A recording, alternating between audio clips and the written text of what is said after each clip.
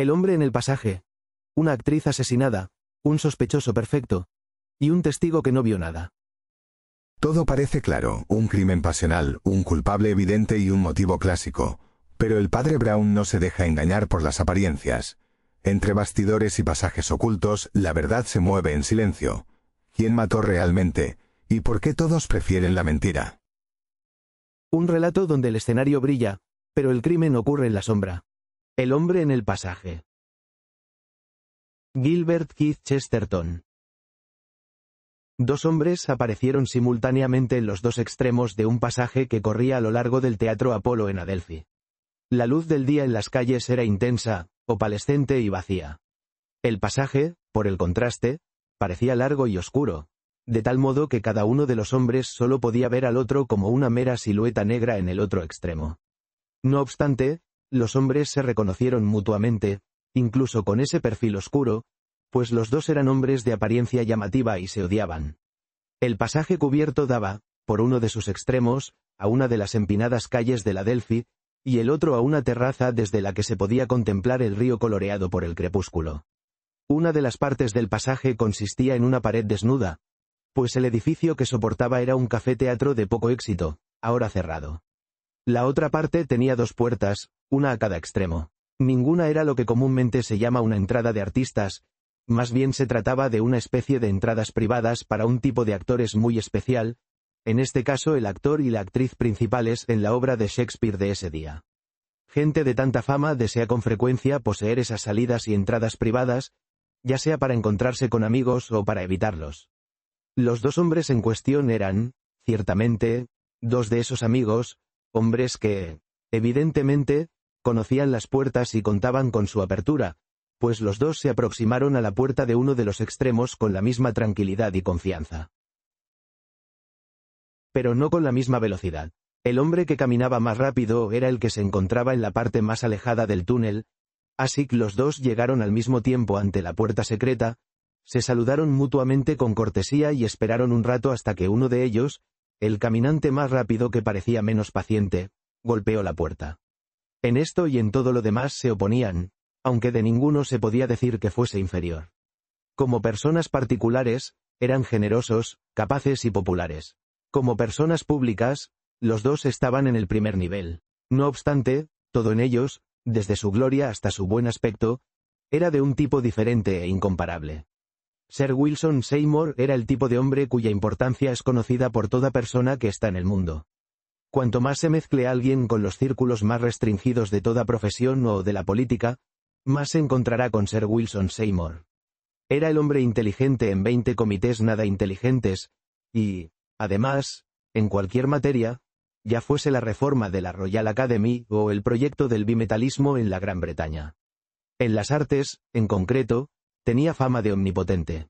Parecía tan único que nadie podía decidir si era un gran aristócrata que se había dedicado al arte o un gran artista que la aristocracia había acogido en su seno. En todo caso, nadie podía estar con Sir Wilson 5 minutos sin darse cuenta de que había sido gobernado por él durante toda la vida. Su apariencia era distinguida en el sentido exacto del término, al mismo tiempo convencional y peculiar. La moda no podría encontrar ningún error en su chistera de seda, aunque fuese distinta al sombrero de los demás, quizá un poco más elevada, añadiendo algo a su altura natural. Su figura, alta y delgada, caminaba ligeramente encorvada, pero parecía el reverso de la debilidad.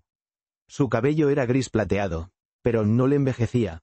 Lo tenía más largo de lo normal, pero no le daba un aspecto afeminado, era rizado, pero no lo parecía.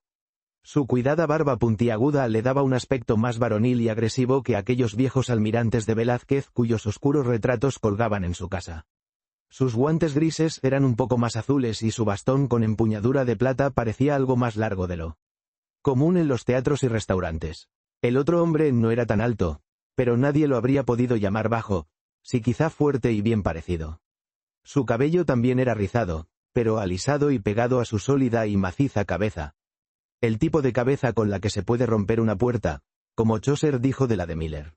Su bigote militar y la rectitud de sus hombros mostraban que era un soldado, pero tenía unos ojos azules penetrantes y de gran franqueza que son más comunes en los marinos. Su cara era cuadrada, su mandíbula era cuadrada, Sus hombros eran cuadrados, incluso su chaqueta era cuadrada. En la salvaje escuela de la caricatura, Max Beerbohm lo había representado como una proposición en el cuarto libro de Euclides. Pues también era un hombre público, aunque con otro tipo de éxito. No hacía falta pertenecer a la alta sociedad para haber oído hablar del capitán Cutler, del sitio de Hong Kong y de la gran marcha a través de China. No se podía evitar oír hablar de él en cualquier lugar. Su retrato estaba en todas las postales. Canciones en su honor se oían en los Music Eyes y en los organillos. Su fama, aunque probablemente más temporal, era 10 veces más grande, popular y espontánea que la del otro hombre. En miles de hogares ingleses se le veneraba como a Nelson. Sin embargo, tenía infinitamente menos poder en Inglaterra que Sir Wilson Seymour. Un viejo criado les abrió la puerta. Su rostro desfigurado, su tipo retorcido, su chaqueta y sus pantalones negros y andrajosos contrastaban vivamente con el interior brillante de los vestuarios de la gran actriz. La estancia estaba repleta de espejos en todos los ángulos de refracción, como las 100 caras de un enorme diamante.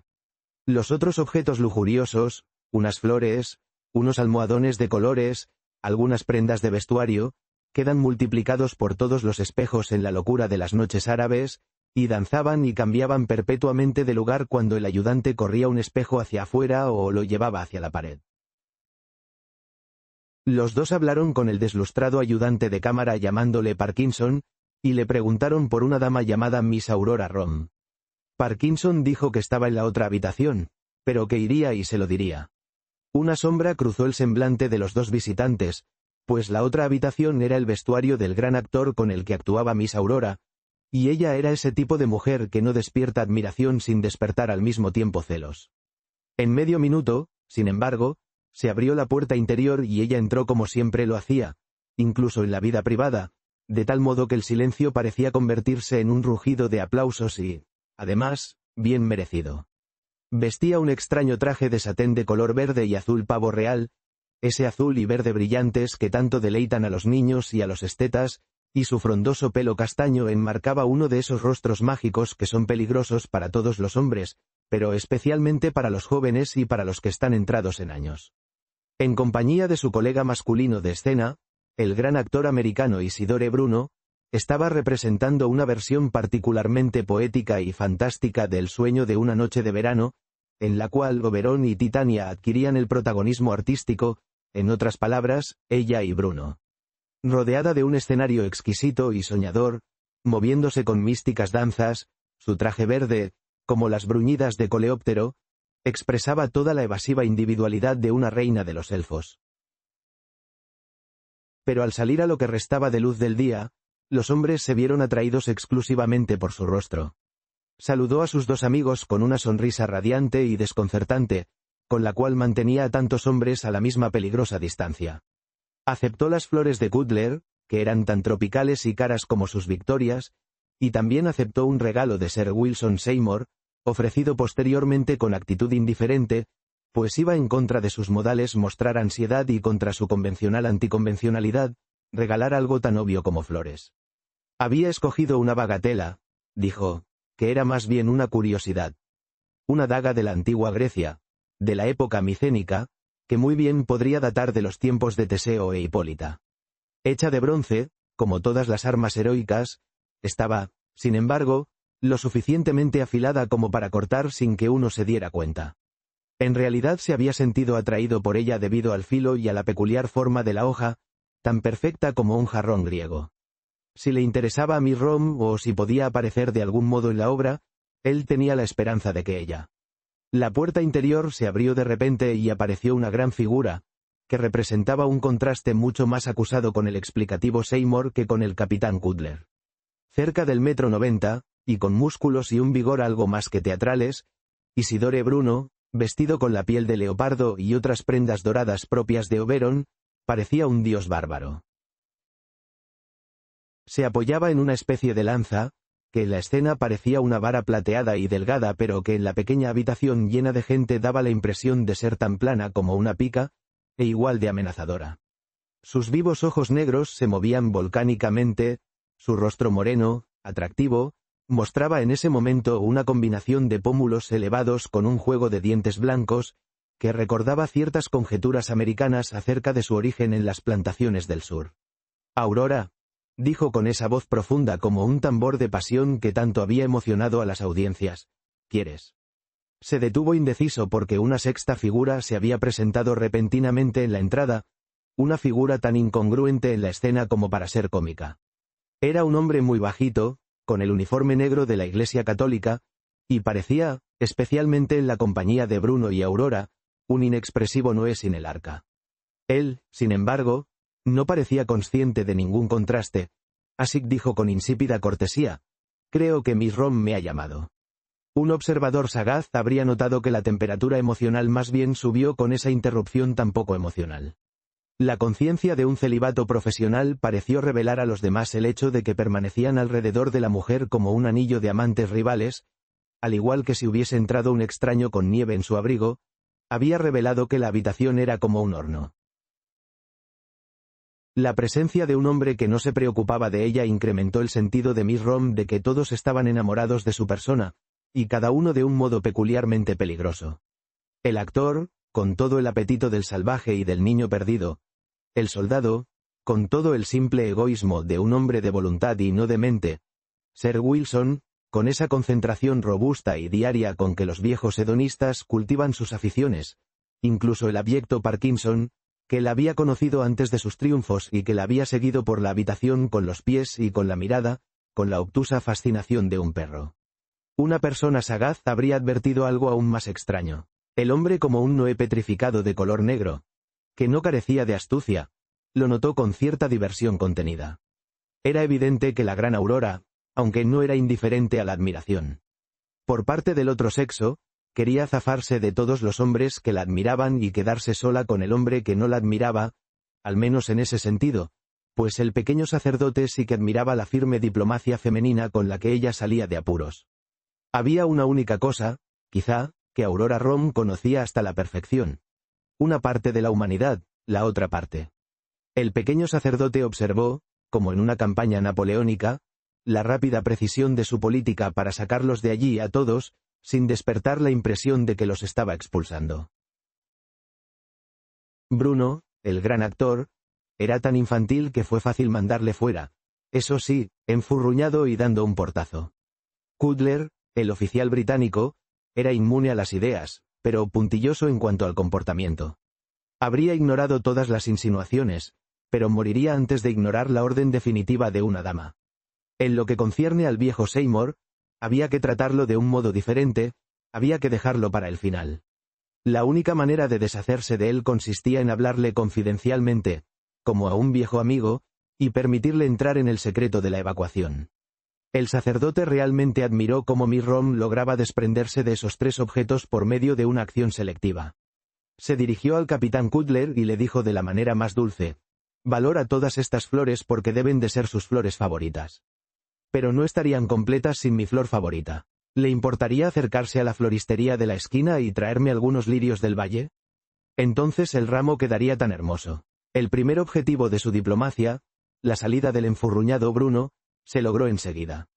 Ya había dado su lanza con estilo señorial, como si se tratase de un cetro, al lastimoso Parkinson, y estaba a punto de sentarse en uno de los acolchados asientos como si fuera un trono. Pero con esa apelación abierta a su rival, en sus opalescentes glóbulos oculares brilló la sensitiva insolencia del esclavo, cerró sus enormes puños por un instante y luego, dejando la puerta abierta, desapareció en su propio camerino. Pero mientras tanto el experimento de Miss Rom para movilizar al ejército británico no había tenido tanto éxito como el esperado. Cutler, ciertamente, se había levantado súbita y ceremoniosamente, y había caminado hasta la puerta sin ponerse el sombrero, como si hubiese oído una orden. Pero quizá había algo ostentosamente elegante en la lánguida figura de Seymour, apoyado contra uno de los espejos, algo que lo detuvo en la puerta, volviendo la cabeza en su dirección como un bulldog confuso. «Tengo que mostrar a ese necio a dónde tiene que ir», musitó Aurora a Seymour, y corrió hacia el umbral para acelerar la partida del visitante.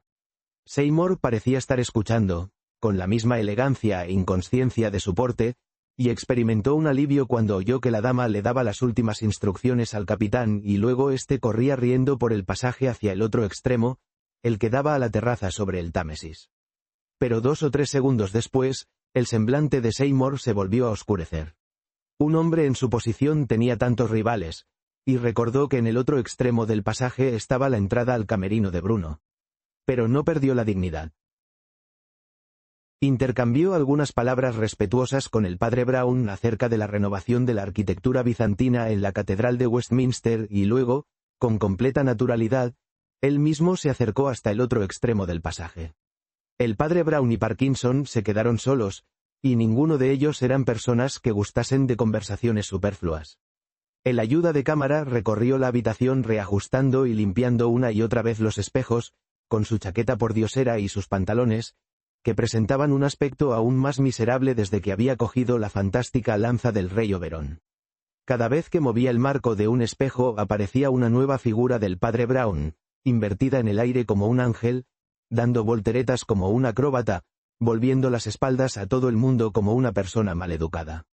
El padre Brown parecía ajeno a esa nube de testigos, pero seguía a Parkinson con una mirada atenta hasta que se llevó la absurda lanza al camerino de Bruno. A continuación, se abandonó a abstractas meditaciones, en lo que siempre encontraba placer, calculando los ángulos de los espejos, los ángulos de su refracción, el ángulo con el que se ajustaban en la pared, hasta que oyó un grito fuerte pero ahogado. Se levantó de un salto y permaneció rígido y alerta. En ese mismo instante, Sir Winston Seymour entró deprisa en el camerino, tan pálido como el marfil. «¿Quién es ese hombre en el pasaje?», exclamó. «¿Dónde está mi daga?». Antes de que el padre Brown hubiese podido darse la vuelta con sus pesadas botas, Seymour lo estaba revolviendo todo para buscar el arma. Y antes de que pudiera encontrar el arma o cualquier otra cosa, se oyó como unos pasos presurosos avanzaban por el pavimento exterior, y el rostro cuadrado de Cutler apareció en la puerta. Aún sostenía grotescamente en sus manos un ramo de lirios del valle. «¿Qué ha ocurrido?», gritó. «¿Quién es esa criatura del pasaje? ¿Es alguno de sus trucos? ¿De mis trucos?», siseó su pálido rival, e hizo un amago de abalanzarse hacia él. En el instante en que todo esto ocurría, el padre Brown caminó hasta el final del pasaje, miró hacia abajo y se acercó presuroso a lo que había visto. Los otros 2 hombres dejaron su disputa y salieron detrás de él. Cutler gritó. «¿Qué está usted haciendo? ¿Quién es usted?». «Me llamo Brown», dijo el sacerdote con tristeza, mientras se inclinaba sobre algo y se volvía a levantar. «Miss Rom me mandó llamar, y yo vine tan rápido como pude, pero llegué demasiado tarde». Los 3 hombres miraron hacia abajo y en uno de ellos al menos la vida murió con la última luz del anochecer. Esa luz corría a lo largo del pasaje como un sendero dorado. En el medio yacía Aurore Rom, lustrosa en su vestido verde y oro, con el rostro muerto mirando hacia arriba. Su vestido estaba revuelto como si hubiese ofrecido resistencia, dejando el hombro derecho desnudo, pero la herida de la que manaba abundante sangre estaba en la otra parte. La daga de bronce yacía, plana y brillante, a unos metros de ella. Hubo un silencio vacío durante un tiempo considerable, y pudieron oír la risa lejana de una florista en Charing Cross, y a alguien que pedía un taxi a todo pulmón en una de las calles que daban a la ribera del río. Entonces el capitán, con un movimiento tan repentino que se podría haber atribuido a la pasión o a una actuación, agarró del cuello a Sir Winston Seymour. Seymour lo miró fijamente sin miedo y sin un amago de lucha. «No necesita matarme», dijo con una voz fría. «Yo lo haré por mi propia cuenta». La mano del capitán dudó y se relajó. El otro añadió con el mismo candor helado. «Si veo que no tengo el valor de hacerlo con la daga, lo haré en un mes con la bebida». «La bebida no es suficiente para mí», replicó Cutler. «Me vengaré con sangre antes de morir». «No de la suya, pero sé de quién». Y antes de que los demás averiguase su intención, cogió la daga, saltó hacia la otra puerta, en el otro extremo del pasaje, la abrió de un golpe y se enfrentó a Bruno en su camerino. Mientras lo hacía, el viejo Parkinson salió tambaleándose por la puerta y vio el cuerpo en el suelo del pasaje. Se movió tembloroso hacia él, lo contempló débilmente con un rostro aterrado y luego retrocedió vacilante hasta el camerino, donde se sentó súbitamente en uno de los sillones ricamente adornados. El padre Brown corrió instantáneamente hacia él, sin prestar atención a Cutler ni al colosal actor, aunque de su camerino salían ruidos de golpes y comenzaban a pelear por la daga. Seymour, que aún conservaba cierto sentido práctico, Se fue al otro extremo del pasaje llamando a la policía. Cuando llegó la policía, hubo que separar a los dos hombres de una encarnizada lucha cuerpo a cuerpo, y, después de unas preguntas, fue arrestado Isidore Bruno bajo el cargo de asesinato, cargo que su oponente le había atribuido con furia. La idea de que el gran héroe nacional del momento había arrestado a un malhechor con sus propias manos pesaba sin duda en la policía, que a veces comparte elementos con el periodismo. Trataron a Cutler con una solemne atención y observaron que se había hecho una herida en la mano. Cuando Cutler lo obligó a retroceder por encima de la mesa y de la silla, Bruno pudo hacerse con la daga y le hirió en la muñeca. Se trataba de una herida muy leve, pero hasta que fue sacado de la habitación, el prisionero medio salvaje no cesó de mirar con una sonrisa fija cómo manaba la sangre. «Ese tipo parece un caníbal, ¿verdad?», dijo confidencialmente el policía a Cutler. Cutler no respondió, pero poco después dijo brevemente, con una voz apenas articulada: «Tenemos que atender al cadáver, los dos cadáveres», se oyó decir al sacerdote desde el otro extremo de la estancia. «Este pobre hombre también ha muerto», y se quedó mirando al viejo Parkinson, acurrucado en el extravagante sillón. Él también había pagado su tributo, no sin elocuencia, a la mujer muerta. El silencio fue roto por Cutler, quien parece mostrar cierta ternura. «Desearía haber sido él», dijo roncamente. «Recuerdo que solía seguirla con la mirada todo el tiempo, más que nadie. Ella era el aire que respiraba y él se ha quedado sin su elixir vital, está muerto. Todos nosotros estamos muertos», dijo Seymour con una voz extraña, mirando hacia abajo. Se despidieron del padre Brown en la esquina de la calle, con algunas disculpas por la rudeza que habían mostrado. Sus rostros eran trágicos, pero también crípticos. La mente del pequeño sacerdote era un hervidero de confusos pensamientos que saltaban demasiado deprisa como para atraparlos. Como el rabo blanco de un conejo, tenía el pensamiento evanescente de que estaba seguro de su aflicción, pero no tan seguro de su inocencia. «Será mejor que nos vayamos», dijo Seymour con pesadez. «Hemos hecho todo lo que hemos podido para ayudar». «¿Comprenderán mis motivos?», preguntó tranquilamente el padre Brown. «Si yo les dijera que han hecho todo lo posible para hacer daño». Los dos reaccionaron con culpabilidad. «¿Hacer daño a quién?», dijo Cutler con severidad. «A ustedes mismos», respondió el sacerdote. «No añadiría más problemas a los que ya tienen si no fuera de justicia advertirlo. Han hecho todo lo posible para colgarse a sí mismos, si ese actor es exculpado. Y con toda seguridad me citarán a mí, y yo me veré obligado a decir que después del grito oí cómo uno de ustedes entraba en el camerino en un estado violento y comenzaba a buscar la daga. ¿Hasta dónde llegan las palabras que pronunciaré bajo juramento? Cualquiera de ustedes pudo cometer el crimen. Ustedes se hacen daño a sí mismos, y el capitán Cutler se hirió él mismo con la daga». «¿Herirme a mí mismo?», exclamó el capitán con desprecio. «¿Un pequeño corte tan tonto? Del que manó sangre», replicó el sacerdote, asintiendo. «Sabemos que hay sangre en el arma de bronce, y así ya no sabremos nunca si había sangre antes». Hubo un silencio. Poco después, Seymour dijo con un énfasis completamente extraño a su tono habitual: «Pero yo vi a un hombre en el pasaje». «Ya sé que lo vio», respondió el clérigo Brown con un rostro impenetrable, «y también lo vio el capitán Cutler. Por eso parece tan improbable». Antes de que cualquiera de los dos hubiera podido ordenar las ideas para contestarle, el padre Brown se había excusado cortésmente y se había alejado caminando pesadamente con su enorme paraguas. Del modo en que se dirigen los periódicos modernos, las noticias más honestas y más importantes son las de la policía.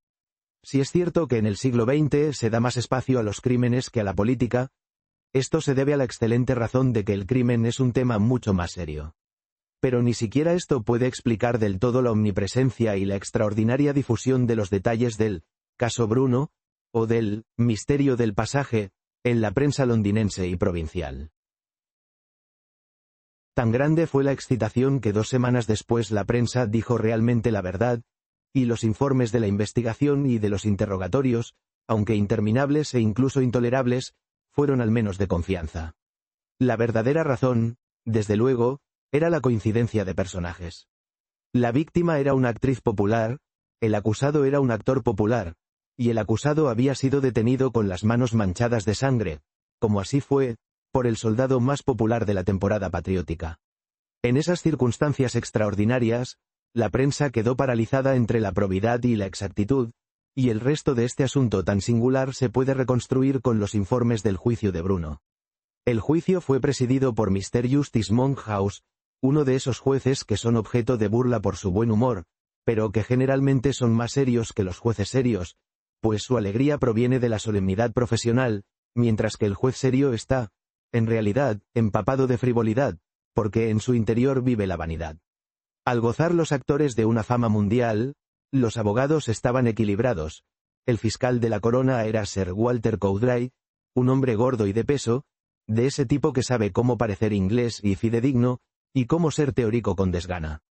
El prisionero fue defendido por Mr. Patrick Butler, a quien se le consideraba erróneamente un flaneur, por aquellos que no saben interpretar el carácter irlandés y por aquellos que no han sido interrogados por él.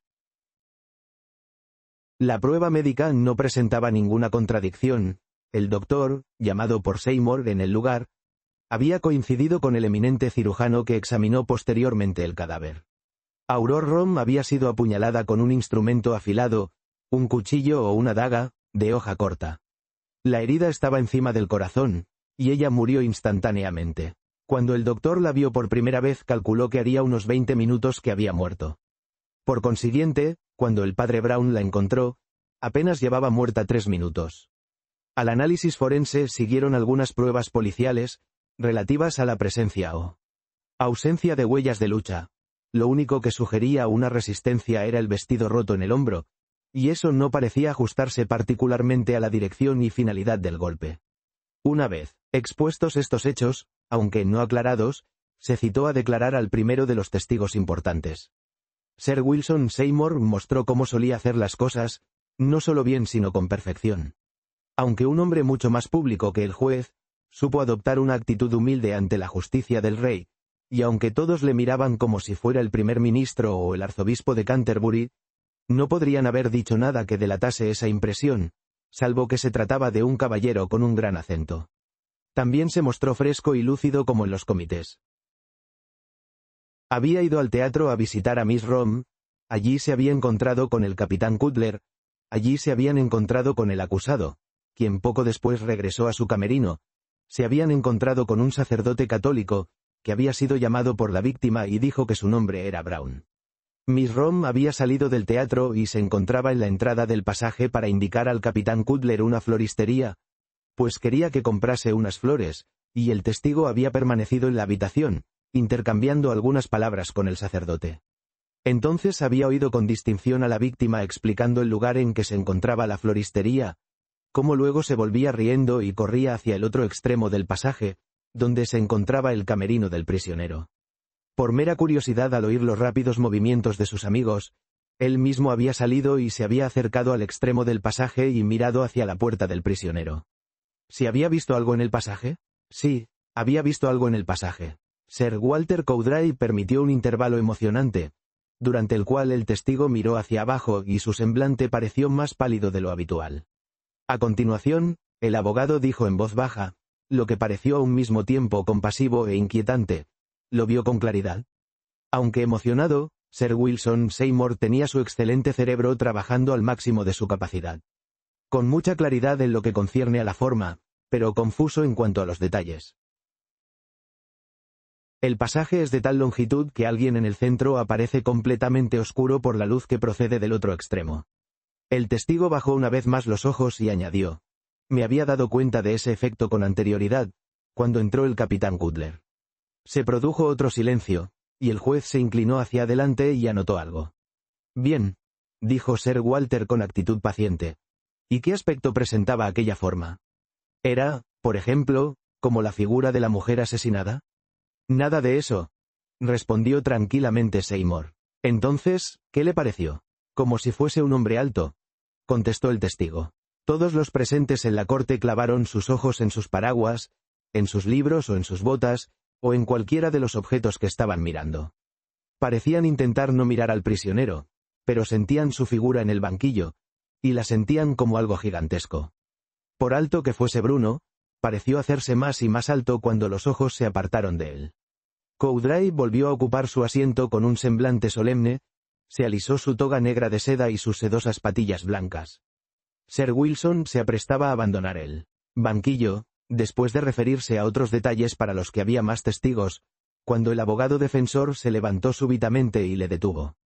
«Solo quiero detenerle un momento», dijo Mr. Butler, que era una persona con un aspecto rústico con cejas pelirrojas y una expresión de estar medio dormido.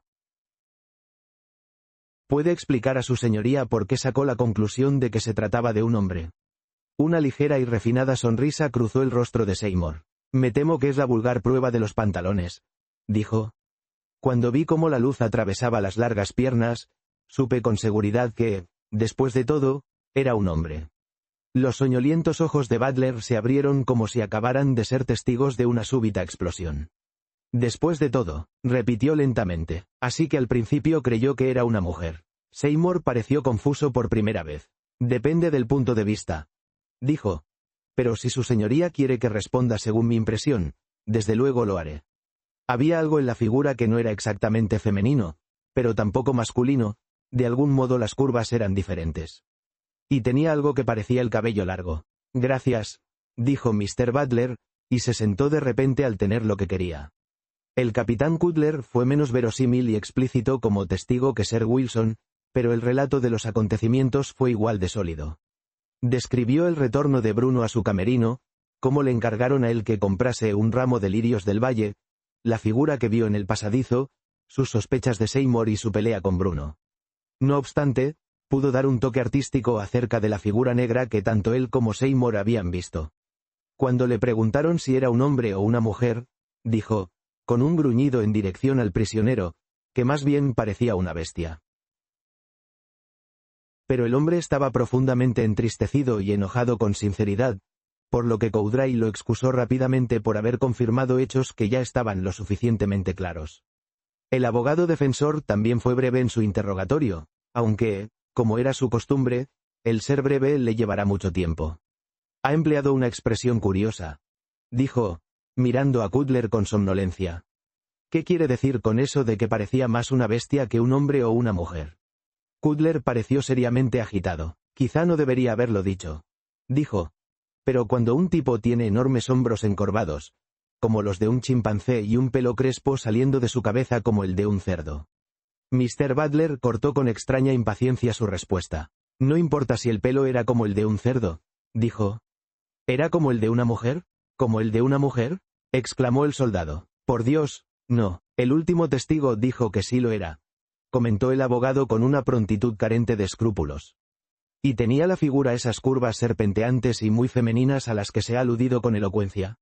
«No, no tenía curvas femeninas. La figura, según le he entendido, era entonces más cuadrada y pesada que otra cosa. Podía estar inclinada hacia adelante», dijo Cutler con un murmullo. «O puede que no», dijo Mr. Butler, y se sentó de improviso por segunda vez. El tercer testigo al que llamó Sir Walter Cowdray fue el pequeño sacerdote católico, tan pequeño, comparado con los demás, que su cabeza apenas sobresalía del banquillo de los testigos, así que daba la impresión de que se estaba interrogando a un niño.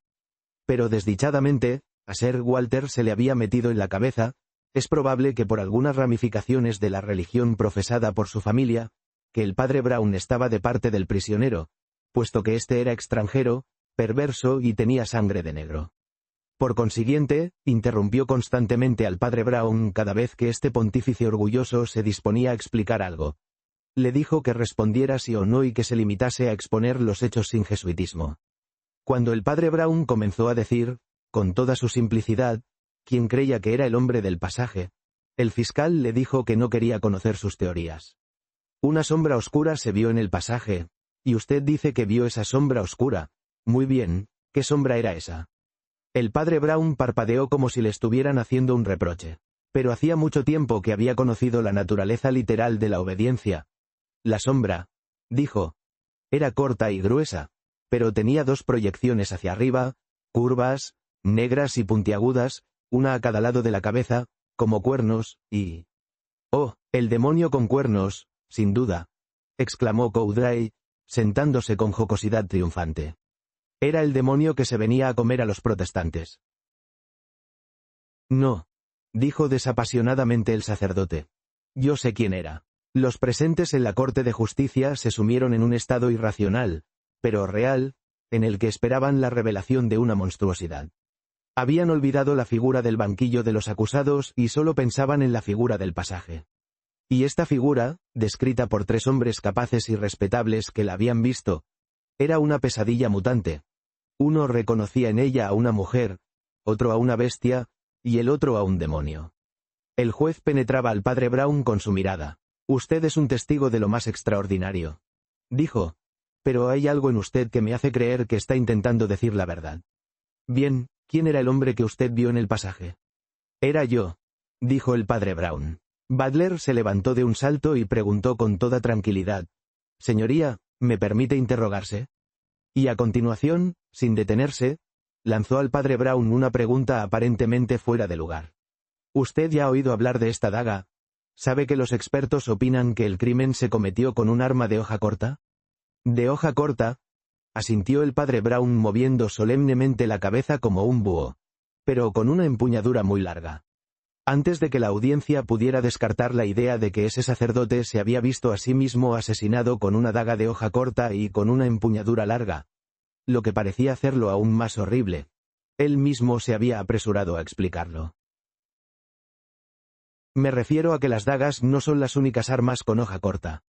Las lanzas también tienen hojas cortas, y las lanzas tienen unos filosos que cortan como dagas, si son del tipo de lanza que se emplea en los teatros, esto es, como la lanza con la que el pobre y viejo Parkinson asesinó a su esposa cuando ella me había llamado para que hablásemos de sus problemas familiares, y yo llegué demasiado tarde, que Dios me perdone.